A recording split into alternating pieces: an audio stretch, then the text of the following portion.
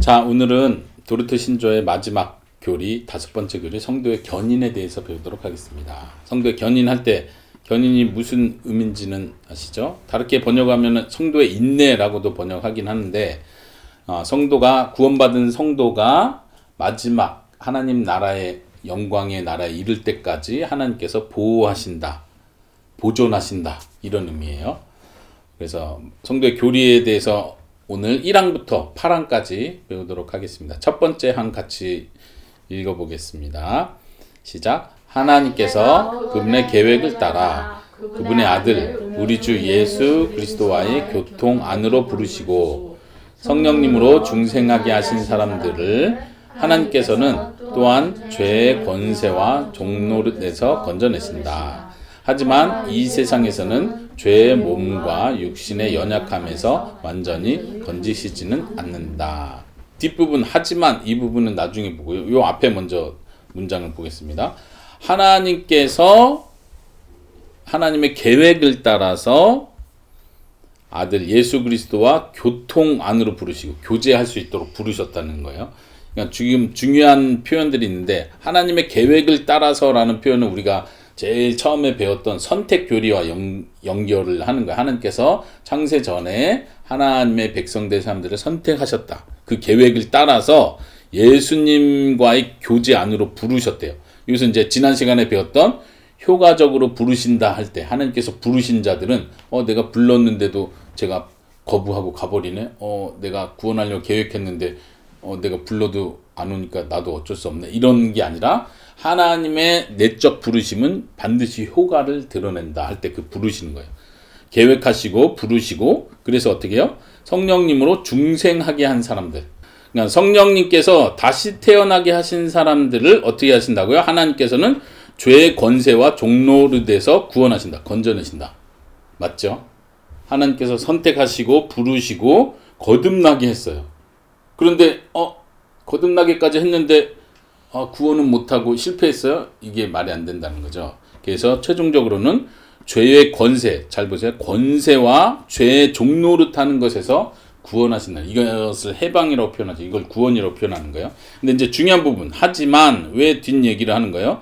이 세상 사는 동안은 구원받았으니까 내가 다시는 죄의 권세에서 건짐을 받았으니까 다시는 내가 죄를 안 짓느냐? 그게 아니라는 얘기를 하는 거죠. 이 세상에서는 죄의 몸과 육신의 연약함 때문에 연약함 안에서 완전히 구원받는 건 아니다. 중요한 건 이 세상에서.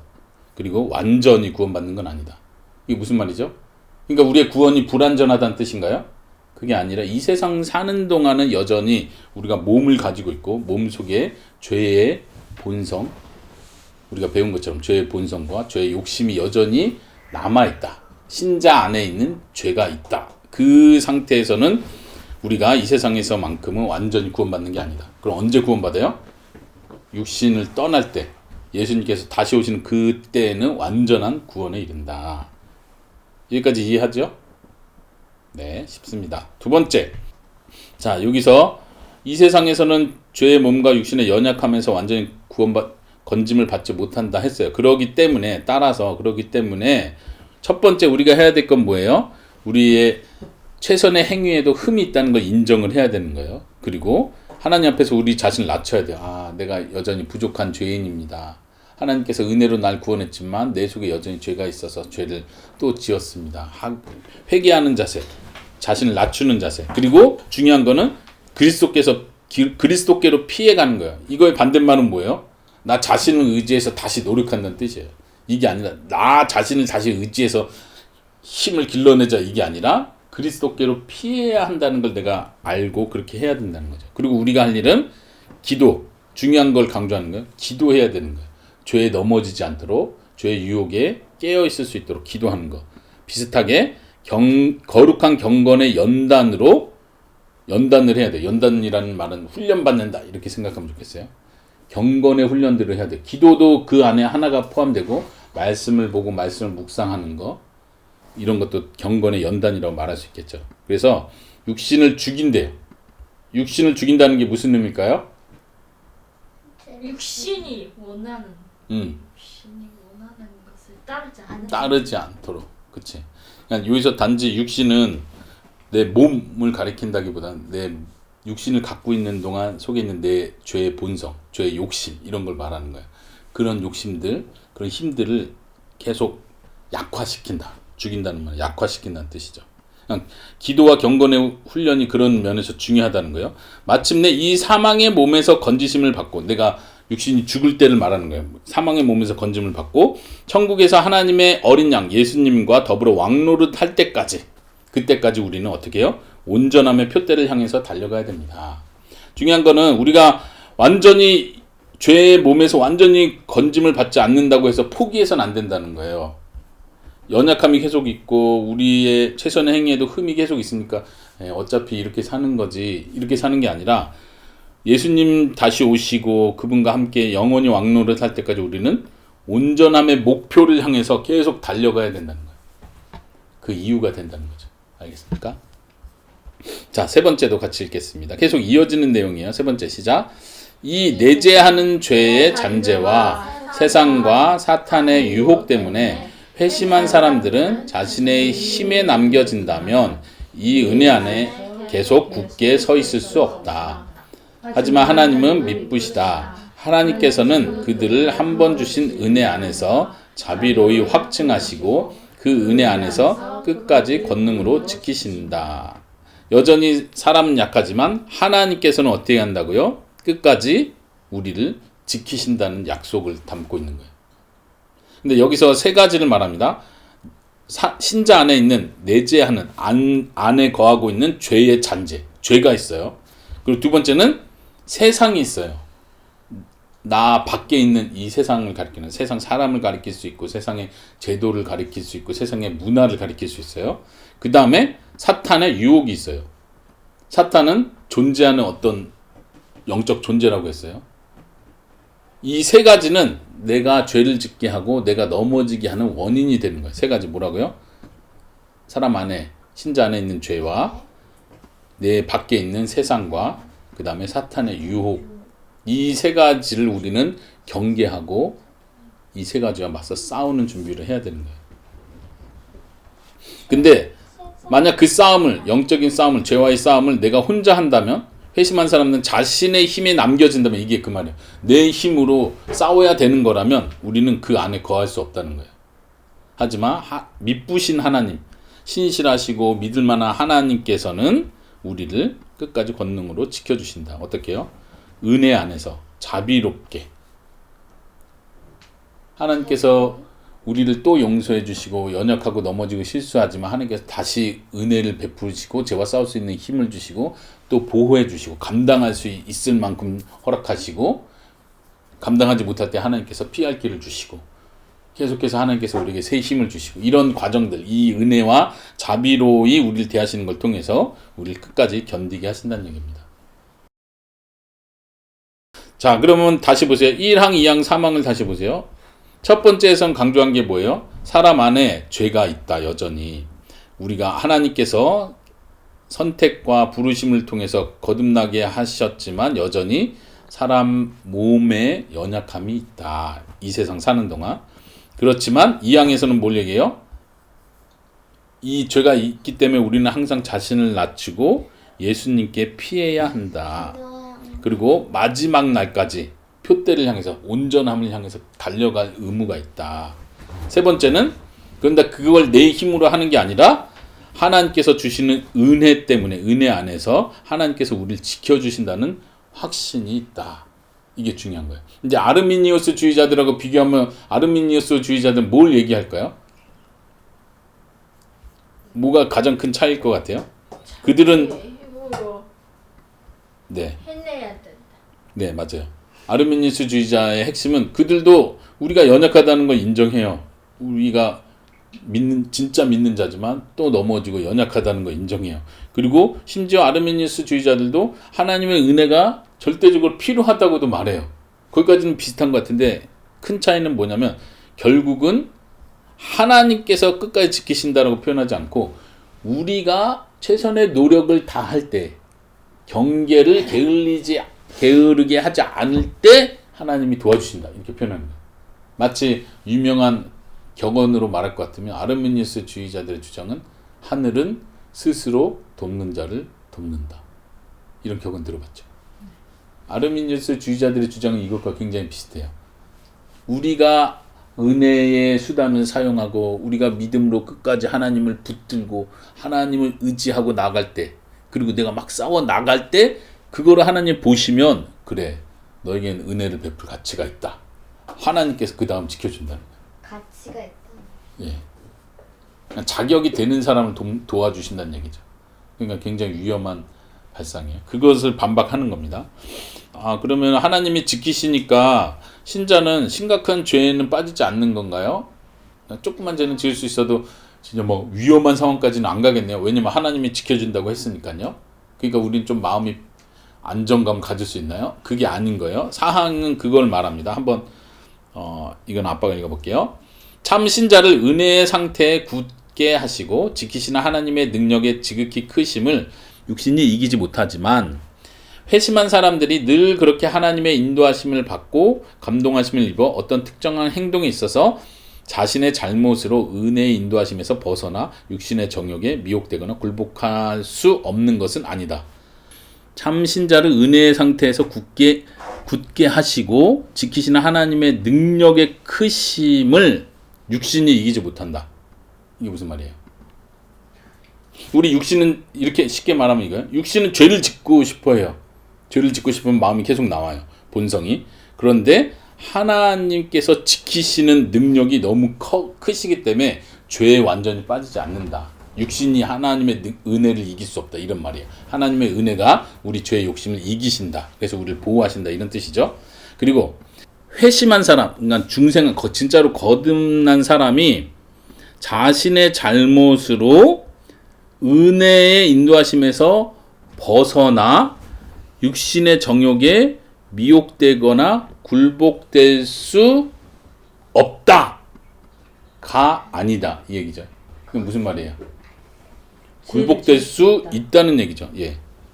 육신의 정욕에 미혹되거나 굴복될 수도 있다는 얘기를 하고 있는 거예요. 그러면은 그건 믿는 사람이 아니잖아요. 육신의 정욕에 미혹되는 건 되지만 굴복된다는 표현은 굉장히 좀 심각한 표현이죠. 근데 지금 여기서 말하는 거예요. 회심한 사람도 자신의 잘못으로 육신의 정욕에 굴복될 수도 있다. 이렇게 표현하는 거예요.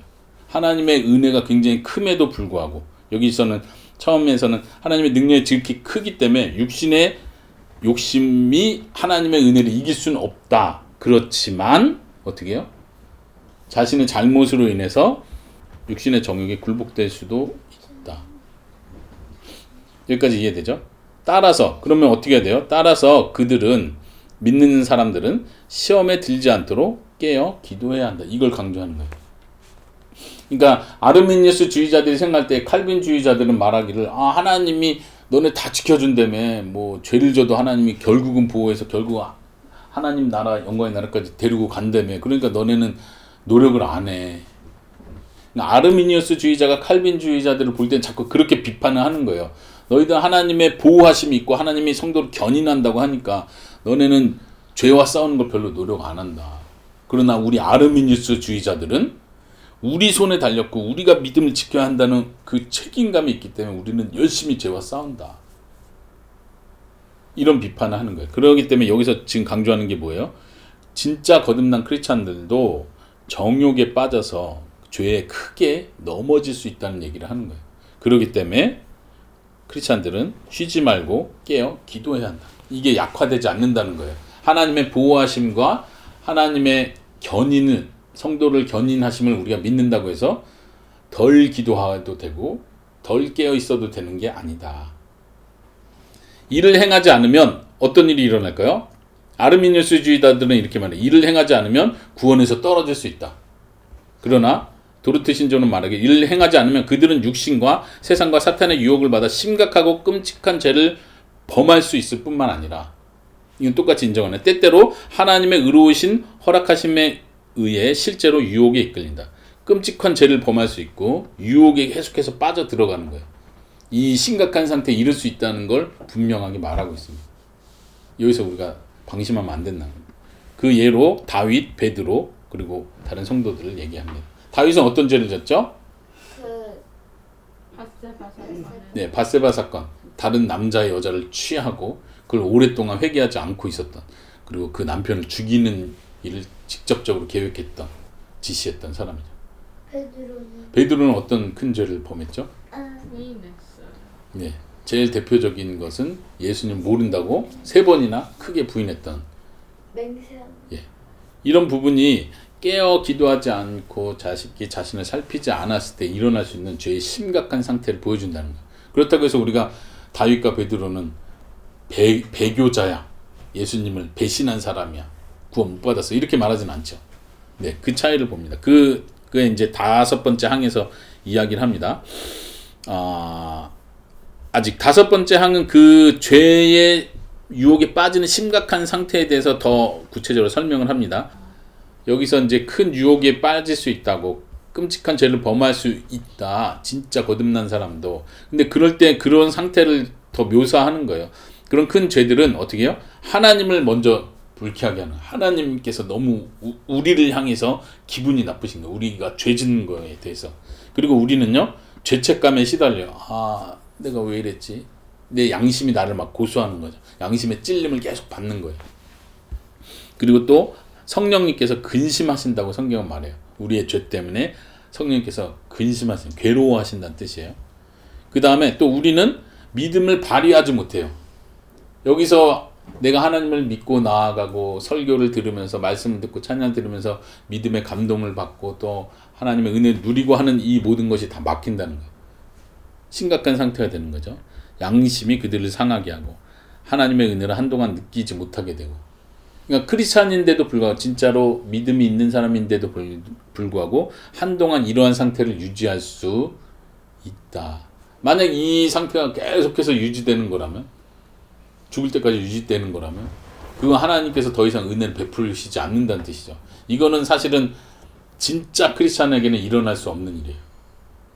다시 말하면 이러한 상태로 계속 있는, 현재 그런 상태로 끝까지 가는 사람이라면 하나님께서 진짜 선택하신 사람인가? 진짜 구원하신 사람인가? 이걸 의심할 수밖에 없는 거죠. 그러나 하나님께서는 이 사람에게 은혜를 베푸셔서 회개할 수 있는 길로 인도하십니다.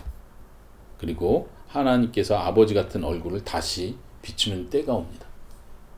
그 계기가 뭐라고요? 여기서 강조하는 거예요.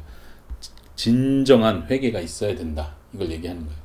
아까 여기서 쉬지 말고 깨어 기도해야 한다고 했던 것처럼, 우리가 죄의 심각한 상태에 이를 때는 간절한 회개로 바른 길로 돌아오는 일이 필요하다. 그건 우리가 해야 되는 거예요. 그런데 그 회개와 믿음도 하나님이 준다는 걸 우리는 인정합니다. 그래서 이 6항이 이제 그걸 말하는 거예요. 이 모든 일에도 하나님께서, 최종적으로 하나님께서 은혜를 베푸시는 일이 필요하다. 아르미니우스 주의자는 아까 여기서 그걸 말하는 거예요. 깨어 기도해야 된다. 아르미니우스 주의자도 똑같이 말해요. 아르미니우스 주의자도 결국은 너가 회개하고 너가 돌이키지 않으면 끝장이다, 너한테 달렸다, 이걸 계속 강조하는 건데, 아르미니우스 주의자와 개혁주의자, 도르트 신조를 쓴 믿음의 선조들의 강조는 여기에 있어요. 한번 같이 읽어보겠습니다. 시작.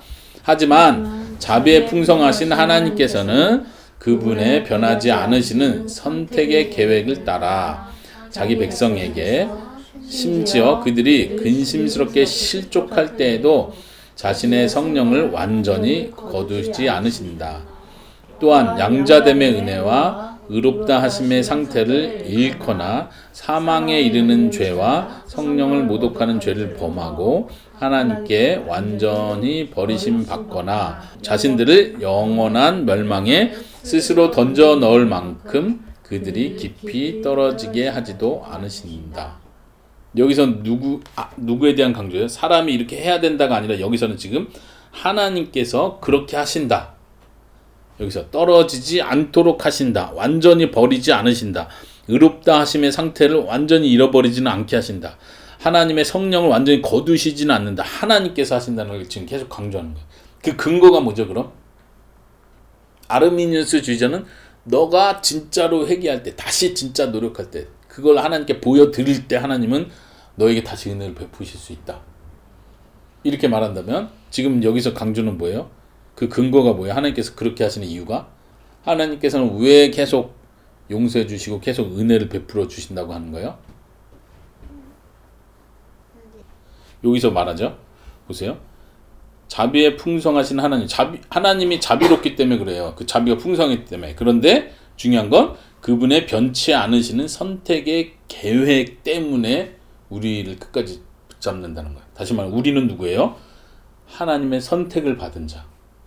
그러니까 하나님께서 친히 선택한 자를 구원하시고 끝까지 보존하신다는 얘기예요. 사실 오늘 5번째 마지막 교리가 성도의 견인인데, 이 성도의 견인의 교리는 사실 선택 교리와 떼어낼 수 없는 거예요. 하나님께서 처음 선택하신 자들이 분명히 있다고 했고, 그 선택하신 자들 반드시 부르시고 구원하신다고 했는데, 그럼 구원하시기 위해서 이 땅에서 우리가 여전히 죄를 짓고 여전히 육신의 연약함 가운데 살지라도 하나님은 시작하신 일을 완성하기 위해서 우리를 최종적으로 보존하신다는 얘기예요. 이해하겠습니까? 하나님의 변하지 않으시는 선택의 계획을 따라서 그들이 실족할 때에도, 죄를 지을 때에도 하나님의 성령을 거두시지 않습니다. 이것이 우리가 누리는 은혜이고 위로예요. 아, 내가 뭔가 잘해서 하나님이 또 날 용서해 주는, 그래도 내가 또 결심하니까 또 나를 보고 용서해 주십니다. 어쩌면 우리 가정에서도 마찬가지로 오해할 수 있는 게, 엄마 아빠가 너네 막 싸우면 용서해 줘요. 그때 왜 용서해 주죠? 진짜로 회개하니까 용서해 줘. 잘못해서 서로 화해하고 하니까 용서해 줘. 그래도 결심하는 거 보고 용서해 주잖아. 그렇잖아요. 결심도 안 하고 내가 화나서 그런데 난 끝까지 또 이런 일 있으면 또 싸울 거야 막 이러고 있으면 엄마 아빠 용서해 줘요, 안 해줘요? 안 해주죠. 그러면 엄마 아빠가 용서해 주는 이유는 뭐예요? 너네가 회개하고 결심하고 안 그러겠다고 했고 노력하는 모습을 보여줬으니까 용서하는 거죠. 그렇기 때문에 우리가 자꾸 헷갈리는 거예요. 우리가 회개할 때 똑같이 그렇게 생각하는 거예요. 아, 내가 또 죄를 졌는데 이번에 다시 크게 눈물을 흘리면서 크게 회개를 했고, 진짜 이번엔 하나님도 내 마음 아시죠? 진짜 결심했습니다. 다시는 안 그럴 거예요. 그런 결심한 걸 보고 나를 용서한다고 생각하는 거예요.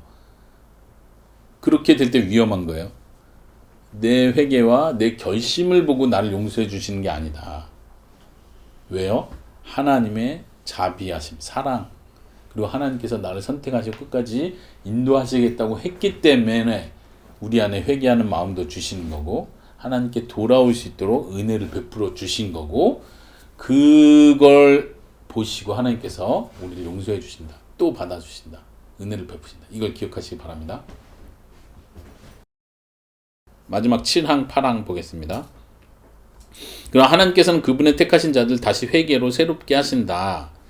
하나님께서 자비로우시니까 너가 죄를 져도, 그래 심각한 죄에 빠져도 그래 하나님은 사랑으로 다 그냥 용서해 줄 거야, 이게 아니라 여기서 철저히 돌아오게 하는 과정을 하나님 반드시 한다는 거예요. 이건 신자들에게 훈련이 되는 거예요.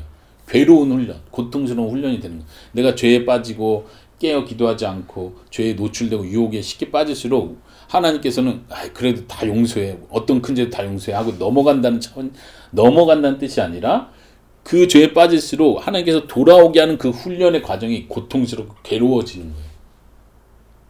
이해하겠어요? 그 하나님께서 어떻게 돌이키시는지를 봅니다. 아까 마지막 읽었던 부분이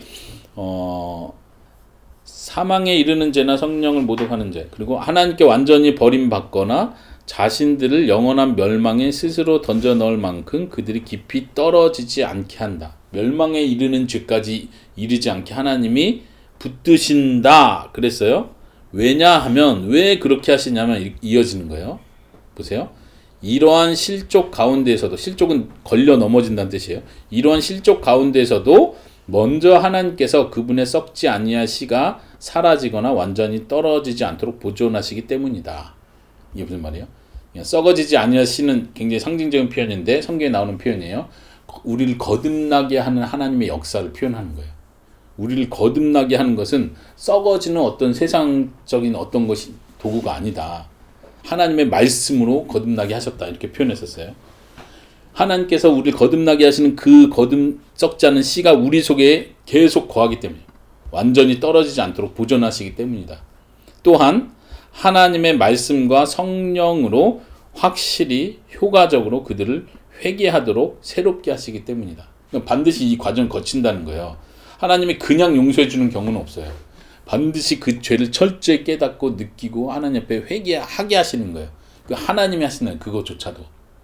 만약 하나님께서 여기서 말한 것처럼 말씀과 성령으로 역사하시는 걸 거두어 가시면 어떻게 돼요? 회개도 할 수 없는 거예요. 죄를 느끼지도 않아요. 강팍해져서 양심의 가책도 안 느껴버려요. 이 상태까지 가면 말 그대로 하나님을 떠나는 상태가 되는 거죠. 근데 하나님은 절대 그렇게 놔두시지 않고 양심의 가책을 통해서 죄를 느끼게 하시고 하나님이 나 때문에 얼마나 괴로워하셨는지를 느끼게 하시는 걸 통해서 회개하도록 하신다는 거예요. 그 일을 하시기 때문에 우리가 하나님으로부터 떨어지지 않는다는 거예요. 여기서 말하는 것처럼 더 이상 멸망에 이르는 죄에 떨어지지 않게 하신다는 그 과정을 통해서 회개하도록 새롭게 하셔서 그리고 자신들이 범한 죄들을 마음으로 경건히 슬퍼하시게 함으로써 또 믿음으로 중심에 통회함으로써 계속 똑같은 얘기죠. 회개하고 슬퍼하고 통회함으로써 그리고 중보자의 피 안에서 예수님을 말하는 거예요. 예수님 피 안에서 죄사함을 구하는 거예요. 하나님 나를 용서해 주세요. 예수님 나를 용서해 주세요. 예수님의 보혈로 나를 용서해 주세요. 그리고 그 죄사함을 얻게 하시는 걸 통해서 그리고 계속 그 과정을 얘기하는 거예요. 화목하게 된 하나님의 은혜를 다시 경험하게 해줘요. 내가 죄를 지을 때 하나님과 관계가 멀어지고 하나님의 은혜를 더 이상 경험할 수 없게 된다는데 이 회개 과정들을 통해서 다시 하나님의 은혜를 경험하게 하세요. 그리고 그분의 자비를 찬송하게 돼요. 아, 이렇게 나를 용서하시고 사랑하시는구나. 따라서 그때부터 더욱 부지런히 두렵고 떨림으로 자신들의 구원을 이루게 하심으로써 우리가 더 이상 죄에 빠지지 않게 하신다는 거예요. 이 과정을 놓쳐버리면 위험한 거예요. 아르미니우스 주의자들이 오해하는 게 뭐냐면 아까 말한 것처럼 칼빈주의자들은 말하기를 자기네가 아무리 큰 죄를 져도 하나님이 최종적으로 구원하신다니까 완전 이 사람들은 죄에 대해서 무감각하고 죄를 져도 괜찮다는 식으로 산다. 문제다. 아니다. 아르미니우스 주의자는 말하기를 이거는 우리한테 달렸다. 내가 믿고 회개하고 믿음을 지키기 위해 노력하는 걸 통해서 우리는 구원에 이르는 거다. 칼빈주의자들은 마치 자기네가 노력 안 해도 하나님이 무조건 선택했으니까 구원받는다 하니까 노력을 안 한다. 이렇게 비판을 했다면 여기서 강조하는 건 뭐예요? 이 모든 과정, 회개하는 과정, 다시 하나님 앞에 통회하고 쓰러지는 과정, 그리고 결국은 하나님께서 두렵고 떨리는 마음으로 구원을 이루도록, 구원에 분투하도록 하나님이 만드신다. 이 과정을 생략하지 않는다. 이걸 강조하는 겁니다. 자, 그럼 넘어가겠습니다. 마지막 8항입니다. 따라서 그들이 믿음과 은혜에서 완전히 떨어지거나 실족 가운데 계속 남아 결국 멸망하지 않는 것은 자신들의 공로나 힘에서 나오지 않고 하나님의 값없이 주시는 자비에서 나온다. 이해되죠? 이게 이제 도르트 신조에서 아르미니우스 주의자들을 반박해서 하고자 하는 강조가 여기 있는 거예요. 아르미니우스 주의자들은 내가 구원의 마지막까지 완성했다면 그것은 내가 하나님께서 주시는 은혜와 수단을 내가 잘 사용함으로써 내가 결국 마지막까지 노력함으로써 내가 얻어낸 나의 공로다. 이렇게 생각하는 거예요. 근데 도르트 신조는 말하기를 그것은 내가 영원히 멸망에 이르지 않는 것은 자신의 공로나 힘에서 나오지 않고 하나님의 값없이 주신 자비에서 나온다. 이게 가장 핵심인 거예요. 이걸 강조하고자 하는 거예요. 내가 믿음을 지킨다면 내가 오늘도 하루 지나면서 하나님을 떠나지 않고 배신하지 않고 하나님 안에서 믿음을 지켰다면 그것은 내가 잘한 게 아니라 하나님이 주신 은혜다. 자비다. 그들 자신에 대해서는 이것이 쉽게 일어날 수 있다. 그러니까 다시 말하면 신자 자신의 힘을 의지한다면 은혜에서 떨어지는 것, 실족 가운데 계속 남아있고 멸망하는 것은 쉽게 일어날 수 있다. 의심할 바 없이 반드시 일어난다. 우리 자신의 힘에 달렸다면. 그러나 하나님에 대해서는 이것이 절대 불가능하다. 하나님께서 지키시기 때문에 하나님의 자비로 인해서 우리가 보존되기 때문에 이게 우리가 은혜에서 떨어지는 건 불가능하다. 또 다시 왜냐하면 왜 그래요? 하나님의 계획이 변할 수 없기 때문이다. 계속 지금 위에서부터 계속 반복하고 있어요. 이 성도의 견인 교리는 하나님께서 선택하셨다, 계획하셨다, 작정하셨다, 하나님이 이끄시기로 하셨다. 이게 제일 중요한 이유고 근거예요. 그분의 약속이 깨질 수 없습니다. 그분의 뜻대로 부르심이 취소될 수 없습니다. 내가 너를 그리스도와의 교제 안으로 부른다. 부르셨는데 얘가 부름을 그냥 가버렸네. 어떡하지? 이렇게 하지 않는다는 거예요. 우리가 효과적인 부르심에서 배웠던 것처럼 하나님은 계속 그 사람의 마음을 바꾸시는 일을 하는 거예요. 여러 환경과 여건들과 생각과 경험들을 통해서 하나님은 사람을 바꿔가시는 거예요. 그래서 진심으로 그리스도께 나오게 한다고 했죠. 억지로 끌고 가는 게 아니라고 했어요. 그리스도의 공로와 중보와 보존하심이 패하여질 수 없다. 그리스도의 공로가 예수님께서 우리를 위해서 선택한 자들을 위해서 흘리신 그 구속 사역, 피 흘리신 사역이 취소될 수 없다는 얘기예요. 중보는 뭐예요? 예수님께서 우리를 위해서 대신하여 기도해 주시는 거예요. 베드로가 예수님을 부인했을 때 3번 부인하는 그 사건 예수님이 미리 얘기해 줬었죠. 너가 날 부인할 것이다. 그러면서 예수님이 하셨단 말이 뭐냐면 내가 너를 위해서 기도한다. 그래서 너가 넘어질 것을 예수님이 예언했지만 넘어진 후에 돌아와서 제자들을 돌보는 일을 너가 하게 될 것이다. 이렇게까지 예언하셨어요. 예수님이 중보하신다는 얘기, 베드로 너를 위해서 내가 기도한다고 예수님이 말씀하셨어요. 그렇기 때문에 베드로는 그 심각한 죄에 빠졌음에도 불구하고 결국은 돌아오는 일이 있었던 거죠. 예수님의 중보하심이 굉장히 중요합니다. 예수님의 보존하심. 이것은 폐하여질 수 없다. 그 다음에 성령님의 인치심이 하나님의 구원받은 백성으로 인치시는, 마치 도장을 찍어서 하나님의 것이다, 하나님 보장하셨다 한 그것이 헛된 일이 될 수 없다. 소멸될 수 없기 때문이다. 자, 여기까지 이해가 되셨습니까? 오늘은 여기까지입니다. 자, 우리가 이 성도의 견인교리 아직 이제 절반이 또 남았지만 여기까지 해서 우리가 느낄 수 있는 건 뭐예요? 경험할 수 있는 것, 적용해야 될 것은 하나님께서 나를 이렇게 붙드시는구나. 처음 구원받은 것도 우리가 계속 강조한 게 내 힘으로 내가 뭘 잘해서 날 구원한 게 아니구나. 나를 의롭다 하시고 자녀 삼아준 게 내가 뭔가 노력해서 내가 믿음을 발동했기 때문에 하나님 나를 해준 게 아니구나 라고 철저히 배웠던 것처럼 마지막 내가 구원의 완성 단계에 이르는 것도 내가 노력해서 그 구원을 완성시키는 게 아니구나. 하나님께서 처음부터 계획하셨기 때문에 내가 그 안에서 비록 나는 넘어지고 실수를 하고 때로는 하나님을 의심하고 멀리 물러나는 것 같지만 하나님께서 끝까지 그리스도의 공로와 중보와 보존하심으로 나를 이끄시는구나. 감사합니다. 우리가 이렇게 고백할 수 있기를 바랍니다.